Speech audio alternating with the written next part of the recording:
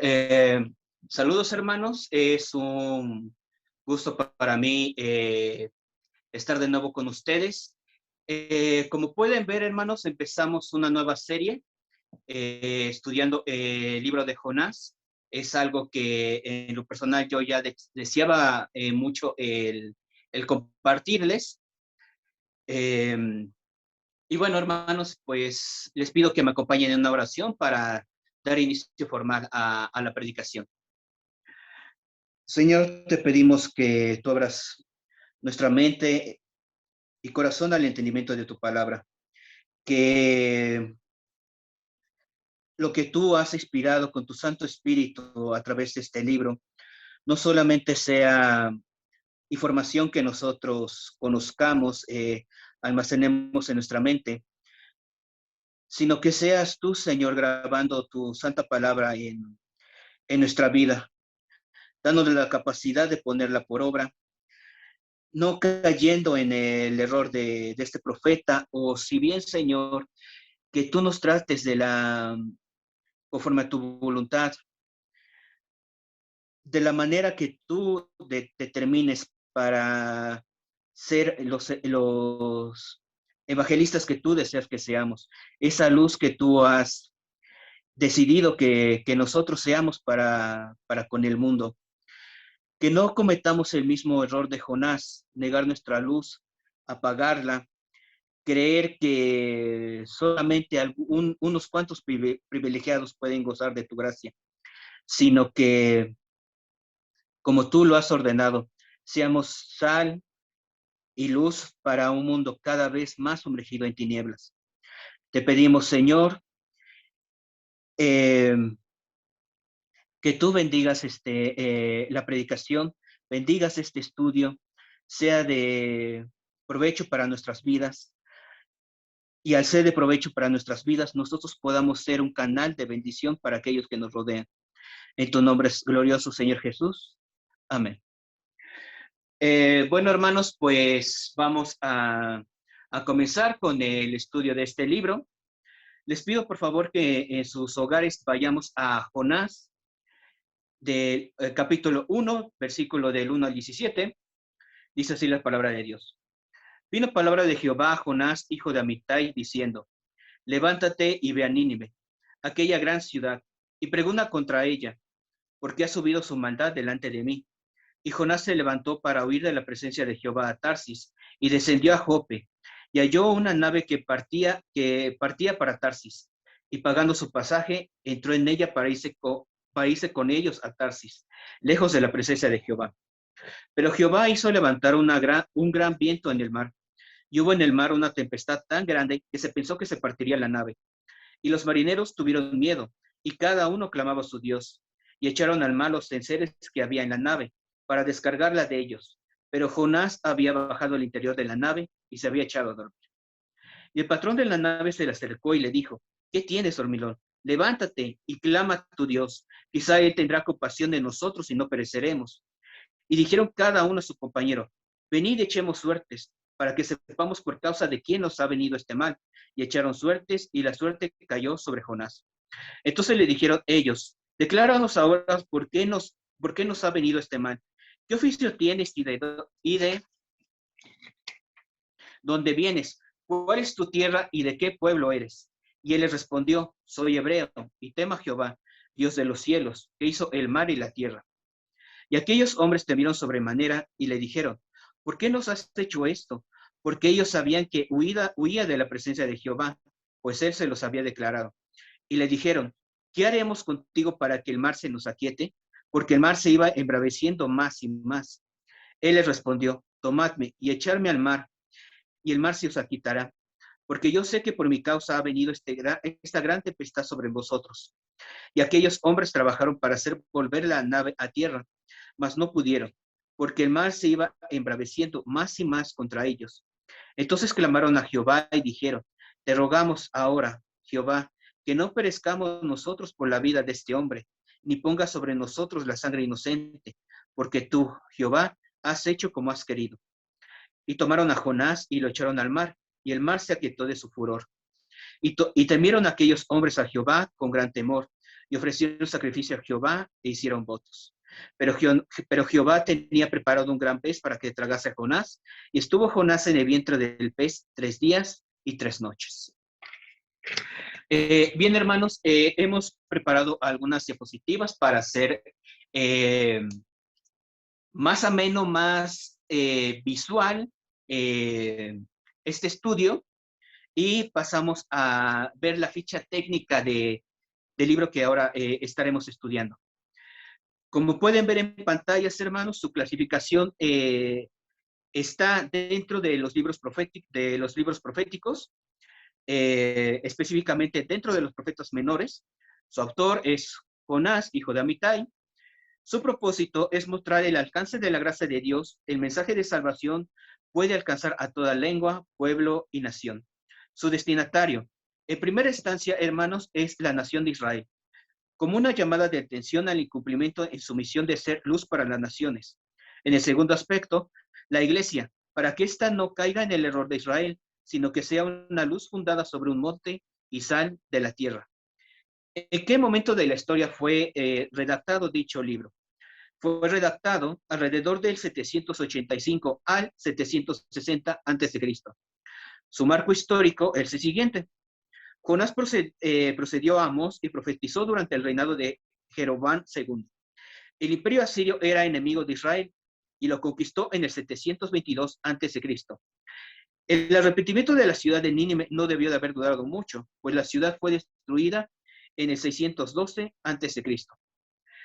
¿Cuál es su versículo clave y donde girará en gran medida nuestro estudio? Dice así Jonás 4:11, y no tendré yo piedad de Nínive, aquella gran ciudad donde hay más de 120,000 personas que no saben discernir entre su mano derecha y su mano izquierda y muchos animales. Pasemos ahora a desmenuzar cada aspecto, hermanos. Su autor, Jonás. El nombre procede del hebreo y el significado del mismo es paloma. En cuanto a su padre, Amitai, el significado del nombre puede ser traducido como verdadero o fiel. Este dato no es vano, nos ayudará a entender el libro y el carácter de Jonás más adelante. Y hermanos, de una vez les adelanto que este dato del significado del nombre de Amitai, el padre de Jonás, es de suma importancia para la crianza de los hijos. Como sabemos, el hebreo tenía la costumbre de poner el nombre de sus hijos conforme a lo que ellos como padres habían experimentado o conforme a lo que se esperaba del niño o niña en turno. Créanme, hermanos, es un dato que nos ayudará a comprender en gran medida el carácter del propio padre de Jonás, el propio carácter de Jonás, e incluso el trato que nosotros podemos tener para con nuestros semejantes. Los críticos mencionan que el autor humano del libro no es Jonás, debido al factor, hermanos, de que el libro está registrado en tercera persona. Sin embargo, esto no es así, puesto que sabemos que Moisés fue el autor del Pentateuco, y él también escribe en tercera persona. Si me acompañan, hermanos, a Éxodo 11:3, dice así la escritura en Éxodo 11:3, refiriéndose a Moisés en cuanto a escribir de sí mismo en tercera persona. Y Jehová dio gracia al pueblo en los ojos de los egipcios. También Moisés era tenido por gran varón en la tierra de Egipto, a los ojos de los siervos de Faraón y a los ojos del pueblo. Si esto lo leemos así, pues diríamos, Moisés está echando muchas flores a sí mismo, ¿no? Pero hermanos, recordemos una regla de la hermenéutica, que leer solamente un texto sin su contexto generaría un pretexto. Sabemos todo el trasfondo del Éxodo, Y una mejor comprensión de esto sería de lo siguiente, o parafraseándolo de la siguiente forma. Y veremos que lejos de que Moisés esté manifestando una soberbia de parte de su persona, es de hecho todo lo contrario. La paráfrasis podría ser así. Y aquel prófugo tartamudo, a pesar de sus defectos, fue usado por Dios, de tal forma que la transformación que el Señor hizo en él era bastante evidente a quienes le rodeaban. Ahora, lea lo que previamente mencionamos y vea que realmente el éxito no se lo está dando Moisés a sí mismo, sino aquel que le hizo ser exitoso. Otro ejemplo de escritura en tercera persona de parte del autor quien escribe es el profeta Samuel. Vayamos a primera de Samuel 12:11 y así menciona la escritura. Entonces Jehová envió a Jeroboam, a Barak, a Jefté y a Samuel, y los libró de mando de vuestros enemigos en derredor, y habitasteis seguros. Aquí Samuel pone el énfasis en lo narrado, en lo que Dios hizo a través de ellos y no tanto en su persona. Solamente incluye su nombre y el de sus compañeros para decir, bueno, estos fueron los hombres que Dios usó en determinado momento. Pero vean que el énfasis está puesto en el Señor. Ahora, otro hecho de por qué podemos confiar en que Jonás es quien redacta este libro, el instrumento humano que el Espíritu Santo usa para la redacción del mismo, es de que las experiencias que él narra, tan traumáticas, tan espectaculares, ser tragado por un enorme pez, estar dentro de él 3 días y 3 noches, el sobrevivir a los juicios gástricos de dicho animal, la tempestad a la cual él se vio envuelto, ver el asombroso arrepentimiento que estas ciudad de Nínive tuvo por medio de su predicación. Y lo más importante, entender que la misericordia de Dios es extendida a cada persona que es tocada por el Espíritu Santo, es aquello que da muestra de que es Jonás narrando su propia experiencia. ¿Cuál era el lugar de procedencia del autor? Según el segundo libro de los Reyes, capítulo 14, verso 25, Jonás procedía de Galilea, específicamente de Gad-Hefer, y así es lo que mencionan las escrituras.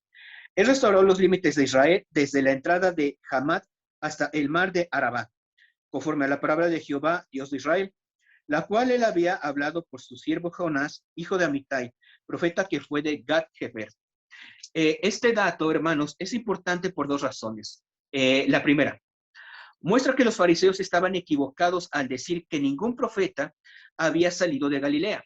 Este es un hecho bastante sorprendente, hermanos, porque ¿de qué se caracterizaban los fariseos? ¿No era acaso de que se sabían de la A a la Z, de fu a fa, el Antiguo Testamento, las Escrituras, que era su profesión prácticamente el enseñarlas y de forma correcta, puesto que ellos mismos se ponían como expertos en la misma? Vean el error que cometieron. Ellos mencionaron que no había salido un profeta de Galilea. Vayamos a Juan 7:52, y así es como menciona la escritura. Respondieron y le dijeron, ¿eres tú también Galileo? Escudriña y ve que de Galilea nunca se ha levantado profeta.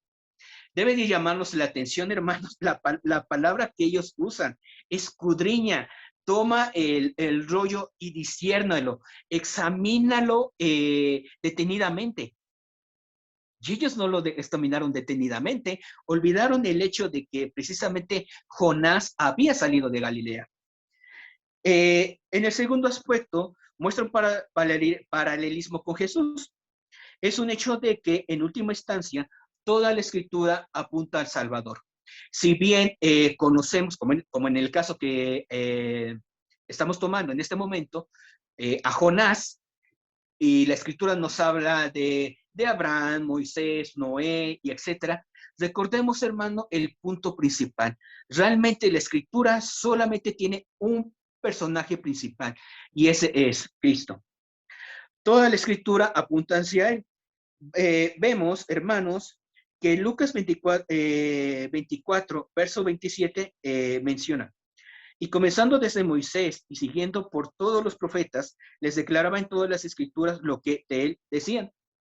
Mismo capítulo, solamente que el versículo 44 menciona: y les dijo, estas son las palabras que os hablé, estando aún con vosotros, que era necesario que se cumpliese todo lo que está escrito de mí en la ley de Moisés, en los profetas y en los salmos. El periodo de reinado que le tocó vivir a Jonás fue el de Jeroboam II. Este rey fue malo. Pues si bien durante su periodo la nación gozó de prosperidad y riqueza, espiritualmente la piedad era raquítica, era prácticamente nula. La idolatría era una práctica creciente y el culto en el templo era solo un mero formalismo. Y este rey se ocupó más en enriquecerse materialmente sin importarle la salud espiritual del pueblo. Ahora, tener este conocimiento, hermanos, de una forma contemporánea, ¿a qué nos serviría? ¿No es acaso un hecho, hermanos, que mientras estamos en una aflicción, en un problema, nos acercamos a Dios, y mientras que Dios nos saca de dicho problema, nos alejamos más de Dios? Hermanos, debemos de hacer que la teología sea práctica, y en este caso, olvidarnos de aquella teología que tontamente guarda a Dios, como si fuese posible, guarda a Dios en un recipiente que dice, rómpase en caso de emergencia. No, hermanos, esto no debe de ser así. Nuestra vida debe de ser corandeo, es lo que en anteriores predicaciones hemos mencionado. Corandeo es el término que manifiesta que toda nuestra vida, nuestro trabajo, nuestra vestimenta, nuestros gustos, lo que escuchamos, lo que vemos, todo aspecto de nuestra vida vive en la presencia de Dios. Y en este aspecto no debemos de caer en dicho hábito pecaminoso, ver a Dios como un rómpase en caso de emergencia, sino que todo aspecto de nuestra vida esté sometido a su voluntad. Y una vez que el Señor nos permita tener prosperidad, recordar de dónde vino esa prosperidad, que vino de su mano, de una forma misericordiosa e inmerecida, y ver que las cosas deben de ser usadas y no las cosas usarnos a nosotros mismos. Tener el control de las mismas y no que estas sean las que nos controlen a nosotros. Y reconocer que, como también las mismas escrituras mencionan, toda buena dádiva desciende de lo alto, de Dios mismo.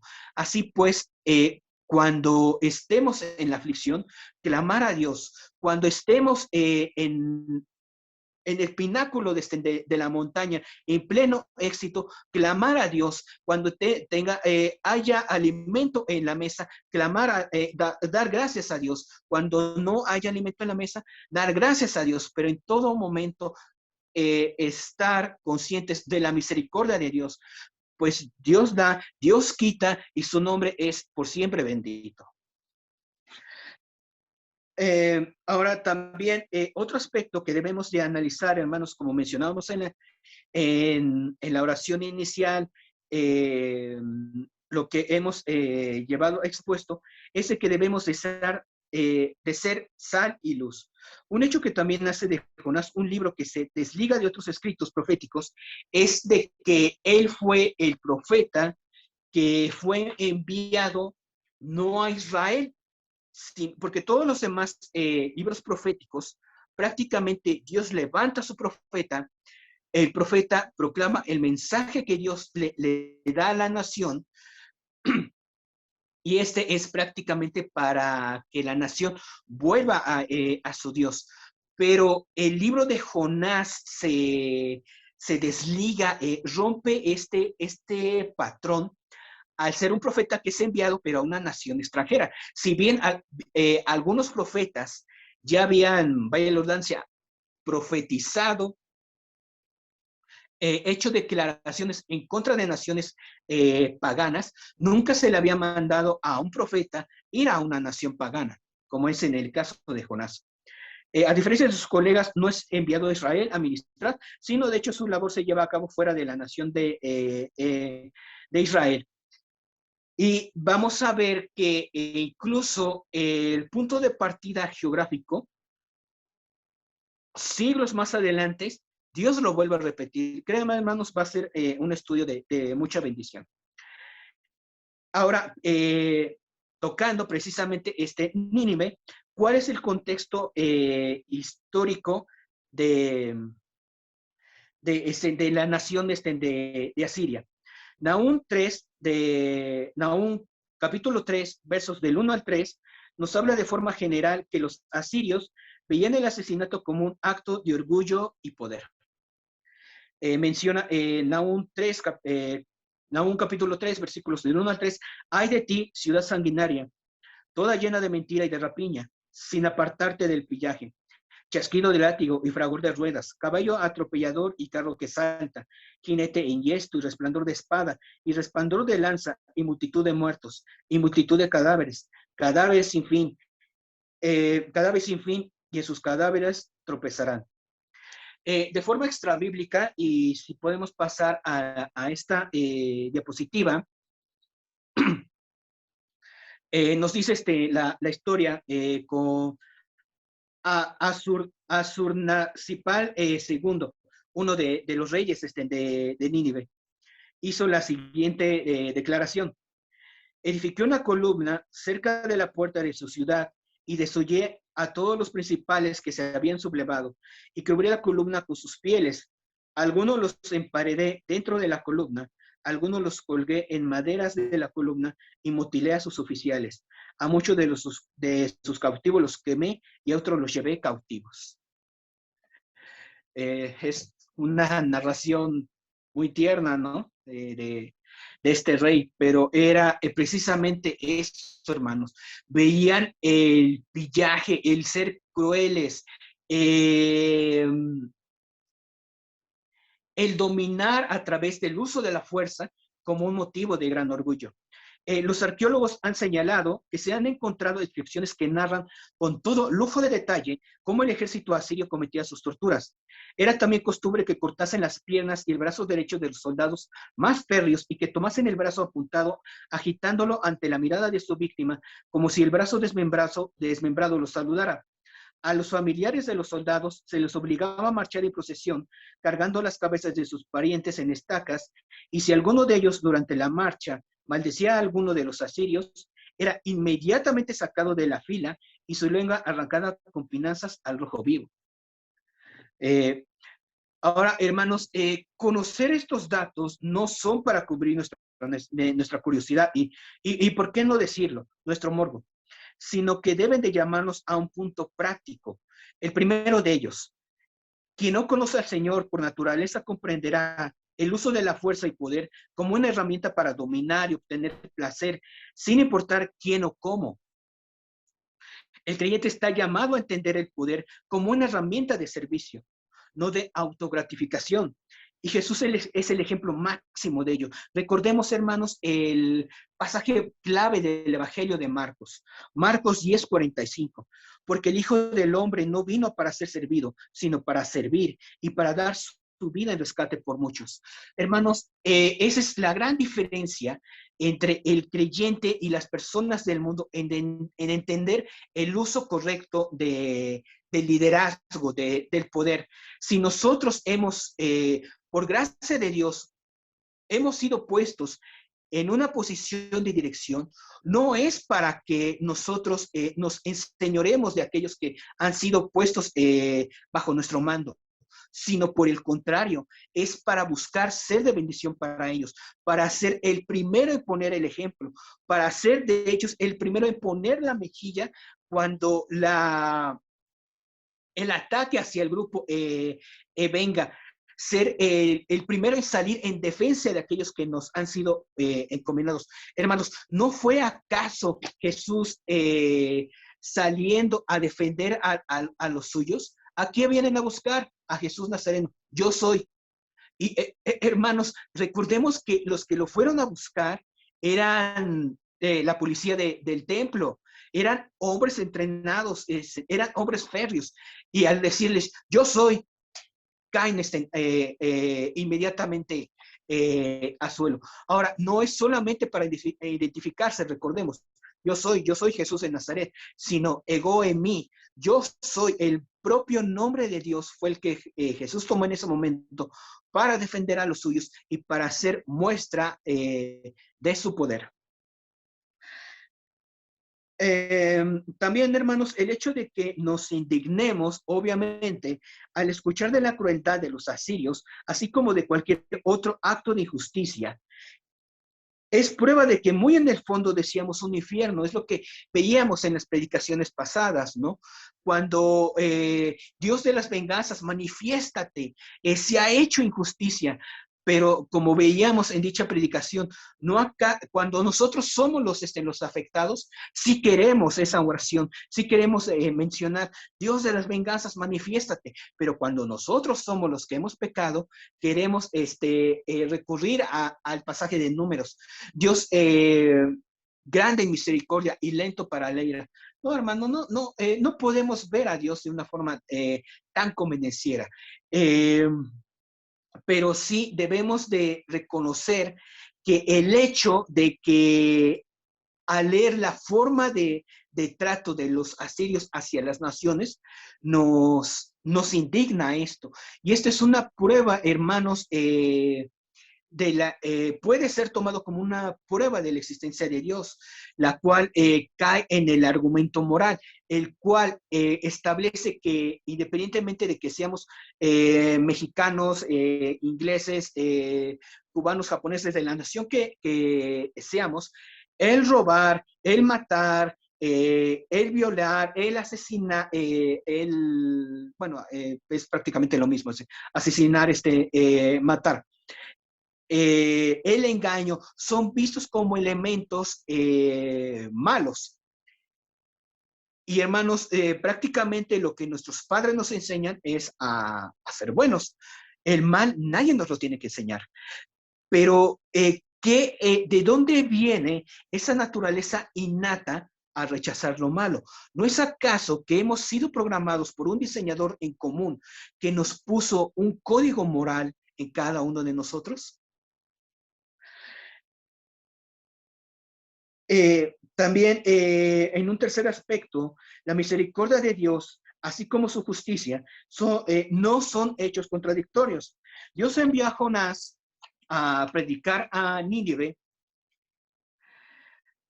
para advertirles del juicio hacia ellos y demandó de ellos arrepentimiento.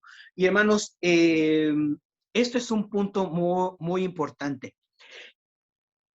Nosotros al momento de predicar el evangelio mencionamos, Dios es amor, pero si Dios es amor, debemos entender por ende que también Dios es odio, porque odia aquello que no refleja su amor. Un ejemplo, si usted, hermano, gusta de los bebés, usted ama a los bebés, por naturaleza debe de odiar aquello que lastima a los bebés, debe de odiar por ende el aborto. Hermano, si usted tiene hija o simplemente, ¿no? Lo que comúnmente se nos dice, de una mujer ha salido. Entonces, por ende, si usted ama a las mujeres, si usted ama a su madre, a su hija, a su esposa, por ende debe de odiar aquello que lastima a la mujer. por lo tanto, debe de odiar el machismo, debe de odiar la pornografía, debe de odiar el que la mujer sea tratado como un objeto o un ser inferior. Si usted ama a sus hijos, odiará todo aquello que le sea dañino a sus hijos. Y de igual forma, si Dios es amor, por ende, su naturaleza, su perfecta santidad llevará a que Él odie todo aquello que es contrario a, a su perfecta voluntad y persona. Entonces, ante la pregunta, ¿cómo es posible que un Dios de amor castigue? Porque Él es justo. ¿Cómo es posible que un Dios de amor envíe gente al infierno? ¿No es acaso lo que acabamos de ver, hermanos? ¿No es acaso que al escuchar del trato de los asirios hacia las naciones y aún en nuestra actualidad, el trato de personas malvadas hacia personas, bueno, éticamente, porque nadie es justo, no hay justo ni en uno, pero digamos, de forma, en la conducta diaria, que una persona con poder o fuerza mayor que otra abuse de ella, nos indigna. ¿No acaso pedimos un castigo para ella? Entonces, ante la pregunta, Dios castiga, Dios es un Dios de amor, pero a la vez un Dios de ira. Sí, y esos aspectos están en perfecta unidad. Y aquí lo vemos, hermanos. Dios, por amor, envió a Jonás a los ninivitas para que estos se arrepintieran y evitasen el juicio. Sí.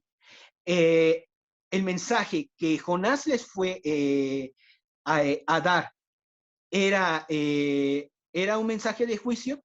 Sí, el mensaje fue corto y contundente. De aquí a 40 días, Nínive será destruida. Y el Espíritu Santo tocó la vida de dicha población para que esta se arrepintiera. Y hermanos, pues es una introducción bastante corta, pero con estos elementos damos inicio a nuestro estudio del libro de Jonás. Que Dios les bendiga, hermanos, y vamos a orar para dar finalización a esta breve introducción. Señor, te pedimos que lo visto, aunque sea de forma breve, Señor, quede grabado en nuestras mentes. Quede grabado, Señor, el hecho de que no hay contradicción en el hecho de que tú eres un Dios de amor, pero también un Dios de justicia. Que quede, Señor, en nuestras mentes fijado el hecho de que nos has mandado a hacer luz y que no podemos evitar, es un error garrafal el esconder la luz que tú nos has mostrado. Señor, ¿no es acaso una crueldad que el médico que sabe la cura perfecta para una determinada enfermedad la niegue? ¿No sería entonces una crueldad de nuestra parte que sabiendo cuál es la medicina, cuál es el mensaje que esta humanidad, que este mundo caído necesita, lo neguemos? Señor, evítanos caer en el mismo error que cayó Israel. Evítanos que caigamos en el mismo error que cayó Jonás. Y Señor, danos de nuevo para proclamarte tu palabra. Y Señor, independientemente de que nos rechacen, de que se burlen, que en nuestras manos no caiga la sangre de aquellos que pudimos haberle predicado. Señor, te pedimos que tú bendigas esta breve introducción, así como tu palabra, y que esta quede fijada en nuestras mentes y corazones. En tu nombre precioso, Señor Jesús. Amén. Dios les bendiga, hermanos.